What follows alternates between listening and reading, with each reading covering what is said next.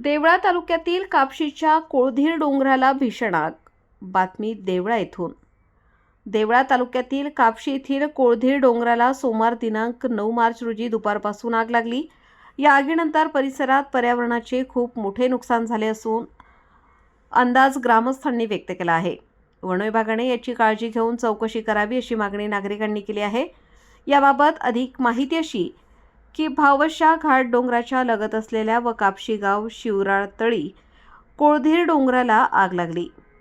या आगीनंतर मोठ्या प्रमाणात वनसंपदा जळून खाक झाली आहे. उन्हाळ्याचे दिवस असल्याने अग्नीच्या दिशेने रौद्र रूप धारण केले असून वन विभागाला आग आटोक्यात आणण्यासाठी यश मिळाले नाही. रात्री उशिरापर्यंत आग चालू होती. ग्रामस्थांच्या माहितीनुसार वन विभागाचे अधिकारी व कर्मचारी दुपारपासून उपस्थित राहून आग विझवण्याचे प्रयत्न करत आहेत.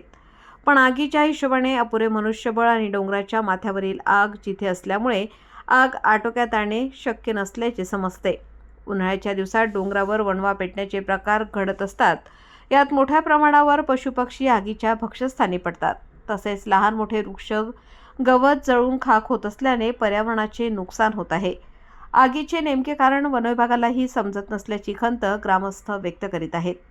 वृत्तसंकलन समाधान केदारे, कार्यकारी संपादक, देवळा.